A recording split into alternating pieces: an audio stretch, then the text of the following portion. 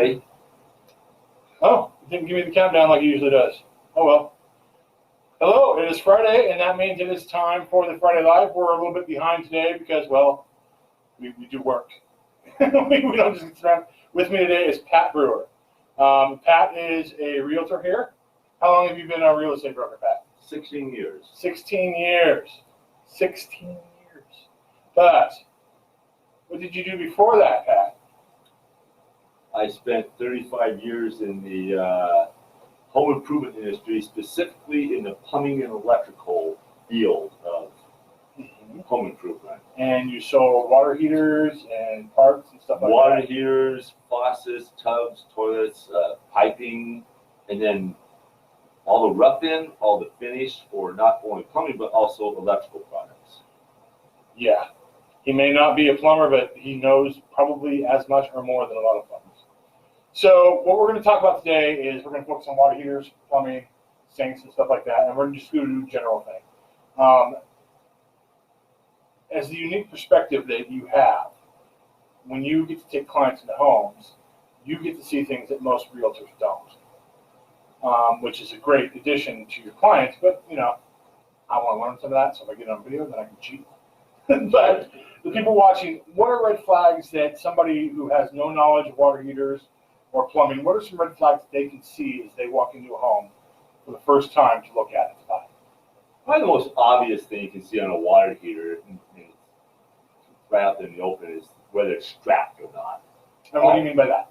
Well, water heaters have to have a strap around the top third of the water heater and the bottom third of the water heater. And it has to be strapped to a solid wall. You can't strap it to, say, like wrap around a chimney maybe in the basement. You have to have something fixed to the structure of the house that water heater can be tied to with the strapping so that it can't fall in the event of an earthquake. Okay. And now, say you walk into a house and you see some water at the bottom of the water heater. Is that necessarily a bad thing? Yeah, it's not good. You shouldn't see water ever below a water heater. There are circumstances where the pressure relief valve may trip and spit out a little water. But if your relief valve is doing that, and you have a problem, it's something that shouldn't exist. It shouldn't occur. Okay. And then again, if there's a lot of water, if it's not coming from the relief valve, then it's a leaking water heater, in which case you need to replace it. Okay. Yeah. Now, just speaking in general, obviously, because all water heaters are different depending on the manufacturer, what is the serviceable life of a water heater for the most part? About 10 to 15 years. 10 to 15 years? Yeah, okay. In that window, 10 to 15 years. You'll see them in there as long as 25 years. And by the way, water heaters installed in a room where the ambient temperature of the room does not fluctuate radically will generally have a longer service life because they're not working as hard. When you put them in a garage, a cold space, well, it's absorbing all that cold in the garage, and so they're cycling more, and they'll shorten their lives. Now, is that true for tankless water heaters as well? Tankless water heaters are a whole different thing, but not so much. Not so much. But you still have to wait for a while for the hot water to get there. You do. And that's the disadvantage. It's the downside to tankless water heaters. It takes a tremendous amount of flow of water you throw down the drain before you get your hot water. Okay. Now, as somebody, what specific inspections besides a general home inspection do you recommend should be done if you have any doubts? Well, certainly you want to get a sewer scope done. Okay. Okay. You always want to get a sewer scope done. No matter how old the house is? Yeah, no matter how old the house is. Even if it's a new house. Okay. Because quite often under construction they'll get wood shavings or splinters, and they can be bad. Not only that, when they're backfilling those trenches and the ground is not settled, you backfill it, and you may have a rock in there that it may dent the pipe. I would definitely sewer scope and construct. Okay, and then by the way, you asked for and radon. And a radon test is another test I would recommend. Yeah, definitely. I radon test. Period. Even if it has the radon little fan assembly in it, radon test it anyway. Okay, so sinks and tubs. Yeah. They vary on quality dramatically. So let's not get into the specifics of that. But you're a big fan of what kind of sink and tub? Well, I like vitreous china lavs, sinks, or cast iron. Right. Some of the, they got some of these new ones, these composites, but what I don't like is porcelain on steel. Steel, yeah, you mentioned that. Porcelain, it's a baked porcelain finish. It's sprayed on porcelain finish. It's baked onto a steel bowl, and the bowl flexes. It's the lowest, it's the cheapest, lowest common denominator of bathroom sinks you can buy. And you can tell that by kind of knocking on them. You can knock on them and they make a tinny sound. You can tell it by a bathtub when when you knock on a bathtub, it'll make a bell type sound. If it's a steel tub, it'll be more of a thud.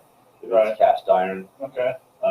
Difference in price. I mean, a steel tub is, and by the way, we're talking about 16 years ago. I'm not sure it's adjusted, but at the time, a steel tub was about $100, and a cast iron tub would be $350. What about the new plastic? The fiberglass ones they're wonderful. Are they? Yeah, they're wonderful because they're easy to clean and they're easy to fix. Okay. You can take a fiberglass shower or tub and take a hammer and knock a hole in it, and then come back and patch that like it was never happened. That's the beauty. And fiberglass can also be repainted. It can be. Yeah, I didn't know that. Change the color in them. Okay.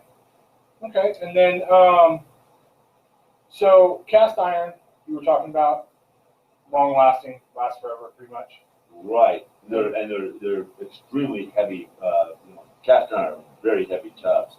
It takes two strong people to handle a cast iron tub. A steel tub, one man can handle one for feather life. But yeah, they last long. They have a long life. Okay. And is that the same with fiberglass as well? Well, fiberglass, probably not as long. Probably not as long, but fiberglass, as long as you can always make a fiberglass unit look brand new again. That's a car paint on there. That's what it is. It's a gel coat. Okay. And it's that finish on there is like a paint. One of the biggest problems with fiberglass dolls is how people clean them and service them. You don't use any abrasives on a fiberglass. There's special cleaners for fiberglass.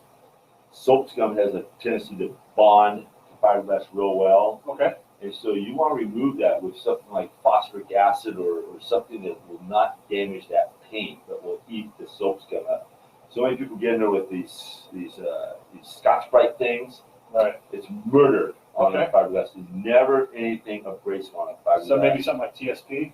Well, I never tried it, but I know one thing was I know that phosphoric acid, which is in Coca-Cola, I understand, is something that will eat at it and it'll retain the shine. One of the things I do when I'm showing properties with the fiberglass is I'll inform a buyer on how well that fiberglass has been treated. Okay. You'll see a lot of them are really they got a real flat finish on their eggshell. The gloss has been washed away from. And when you do that, you're taking away, when you use a Scotch-Brite, you're taking away the surface. Okay. Not a good idea. Not a good idea. No. All righty. All right. Well, Pat, thank you so much. That's great. I really do appreciate you. And we're going to have you back. That's it. I'll come by anytime. Absolutely. Yeah. Thank you so much, Pat. You bet, have a wonderful day. You too. That was perfect. Thank you. Yeah, my pleasure.